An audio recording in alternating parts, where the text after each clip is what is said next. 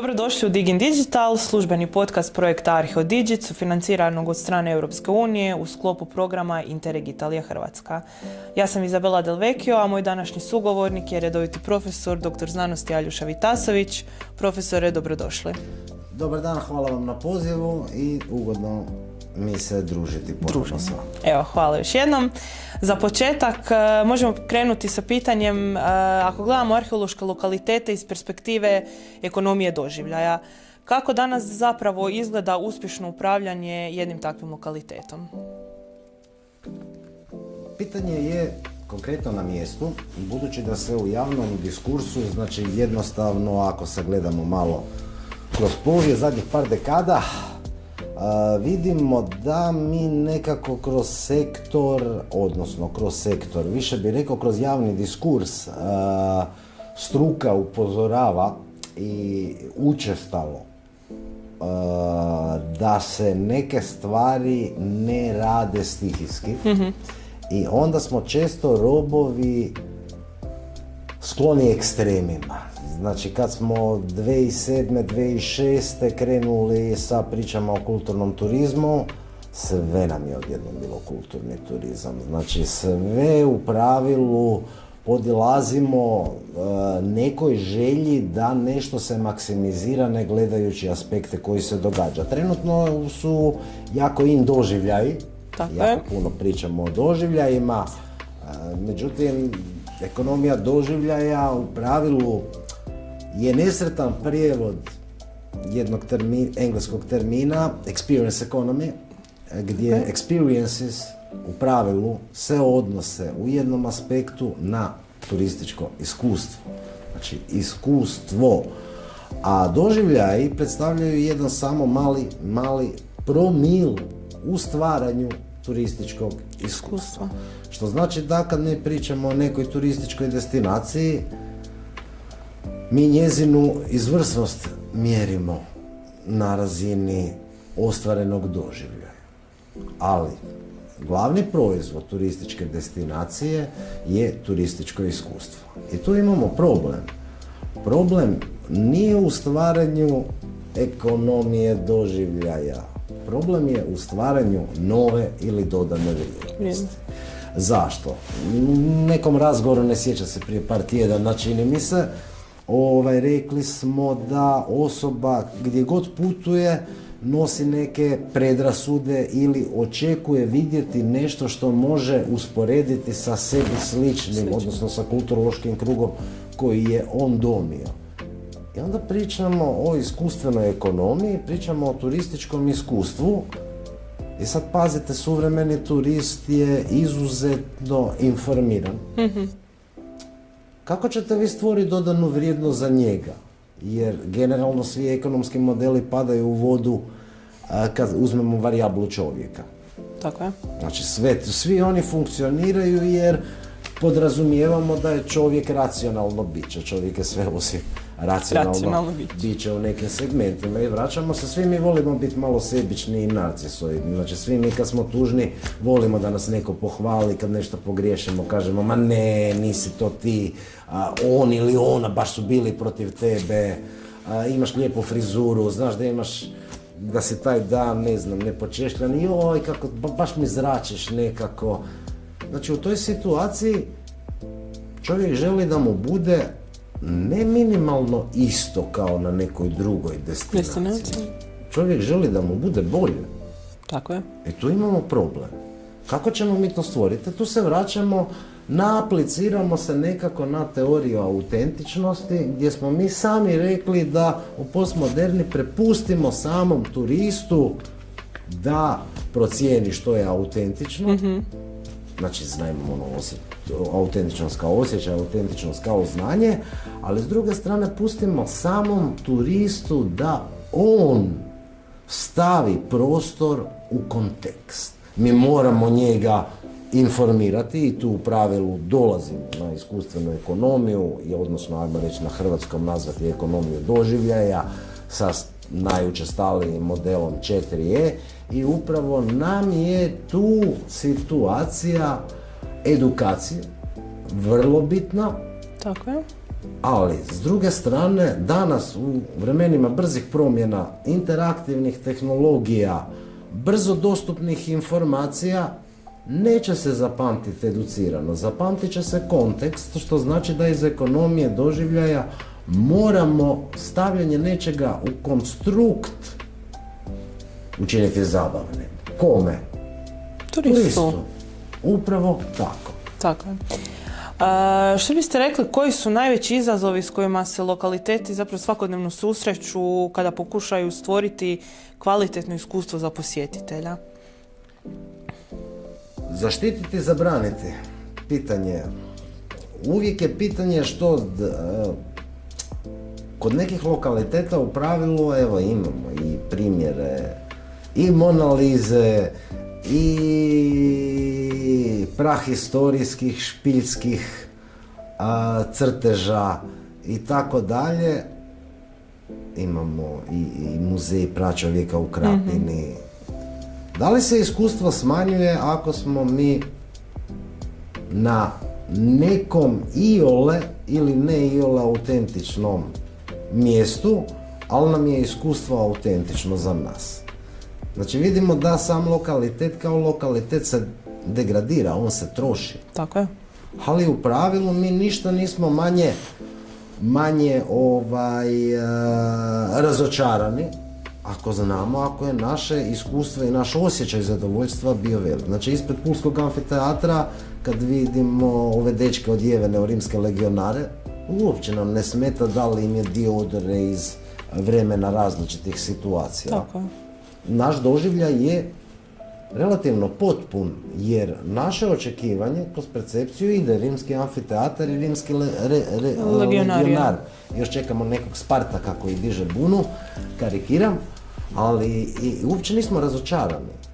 Ali da nam neko kaže da taj vojnik stoji tu već 2500 godina, onda bi rekli, stani malo, mislim, ovako razgovarati nećemo. Znači, situacija je kako to komercijalizirati. Znači, onda se opet vraćamo na priču da mi moramo komercijalizirati svjesnost i vrijednost tog prostora, tog lokaliteta kroz neke druge aspekte. Pokušava se, moderne tehnologije tu jako puno pomažu, jer u pravilu nisu svi turisti da žele doći tamo, niti domicilno stanovništvo ne želi možda ići na neki lokalitet, ali u prostorima same destinacije neki dodatni sadržaj, virtualne sobe gdje vi možete pogledati, da se možete kretati. Znači čisto da postoji neka informacija i svjesnost o očuvanju je već itekako održivo upravljanje.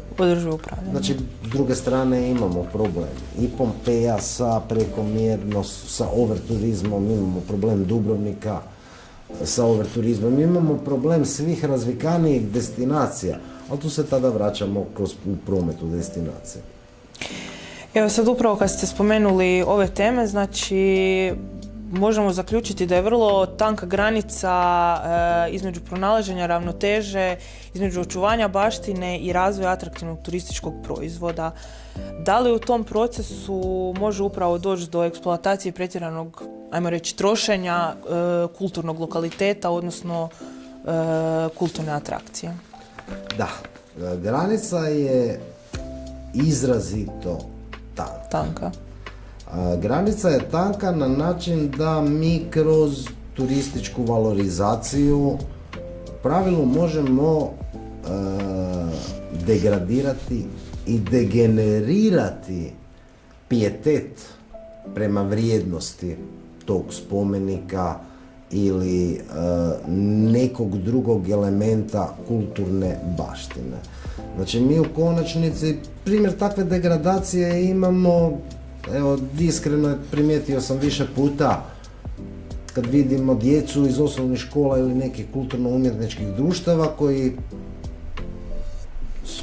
koji služe, neću reći služe, sad baš osobno ih nisam više zadnjih 5 godina baš nešto primjećivao, ali u pravilu prezentiraju lokalne plesove, oko njih je neka grupa ljudi koja ih ili primjećuje ili ih ne primjećuje, ali njihov motiv dolaska tamo je bio sasvim nešto drugo. Onda imate osjećaj da čak doslovno podcjenjujete svoju djecu što oni plešu neki ples koji održava vrijednost osobama koji tu uopće nisu ni zainteresirane, došle su na besplatnu čašu vina ili neku nešto što se veselicu, popratno nešto nudi. što je taj dan ponuđeno. Koja je poruka koju mi njima šaljemo? Poruka je upravo ta da generiramo i turistički sadržaj. I onda da generiramo i samu cijenu i kvalitetu koja nam se događa. Stvar je u tome da treba zaštititi, treba dokazati vrijednost i metoda optimalne, znači zabrana nikad nije dobra. Ali treba naći ravnotežu. Tu ravnotežu, nažalost, ekonomisti smo, moramo izračunati, znači danas kvantificirati možemo i ljubav i sreću, sve možemo kvantificirati, možemo kvantificirati vrijednost Pulskog amfiteatra, sve možemo. Moramo kvantificirati koja je to najviša korist, a da sačuvamo korištenje i onda tu u pravilu metoda koja nam tu pomaže je metoda hedonističkih cijena. I tu se vraćamo na ono kao što turist sam percipira, sam daje konstrukt sa našim usmjeravanjem, sam definira i vrijednost u odnosu na naše vrijednosti. Tako. Evo za kraj još jedno pitanje.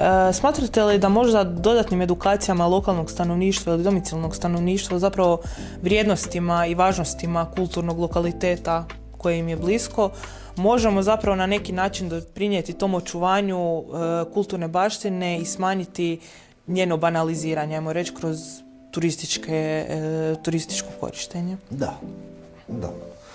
Samo mi imamo drugačiji problem. Imamo problem što u pravilu kad se rade edukacije, što se događa? Domicilno stanovništvo nema vremena. I ne uključuje se. Stanovništvo radi. A domicilno stanovništvo ima svakodnevni život i onda se kreće s nekim edukacijama i domicilno stanovništvo to shvaća kao atak.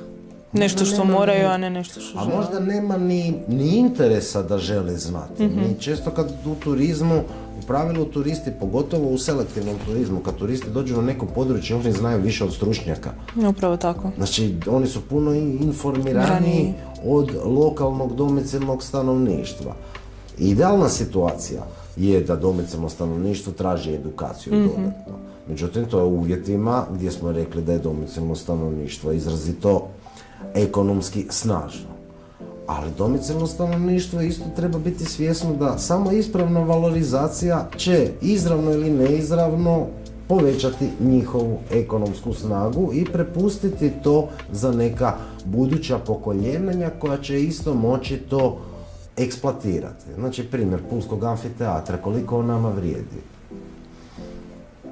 Znači, vrlo jednostavno, ekonomisti smo, moramo staviti, ne znam koliko je pjesak kubika za betoniranje, mislim da je kubik 10 eura.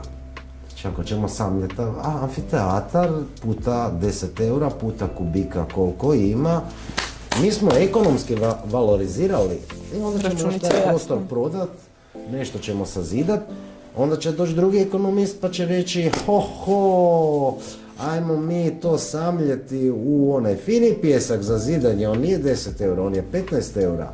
Jel tako? Pa možemo. I država će isto reći, pa bolje vi to po 15 eura prodajete. Zašto? Jer platit ćete PDV.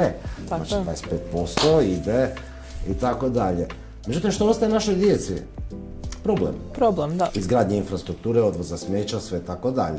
Ali situacija, ako mi tu damo konstrukt i turistički sadržaj, onda imamo cijena puta količina, puta N godina dokle mi to imamo fizički u prostoru, dođemo do zaključka da je on neprocjenjiv.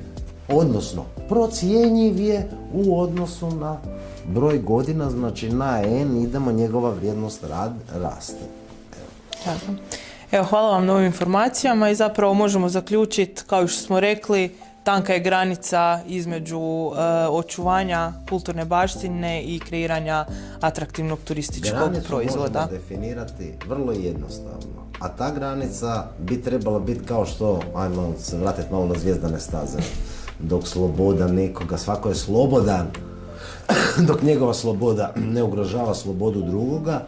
Znači, tu granicu najlakše bi makli kad bi imali stvaranje nove vrijednosti. I za turista i za domicilno stanovništvo. Hvala vam puno na sudjelovanju i na na ugodnom razgovoru. Ovo je bio Digging Digital i vidimo se u sljedećoj epizodi.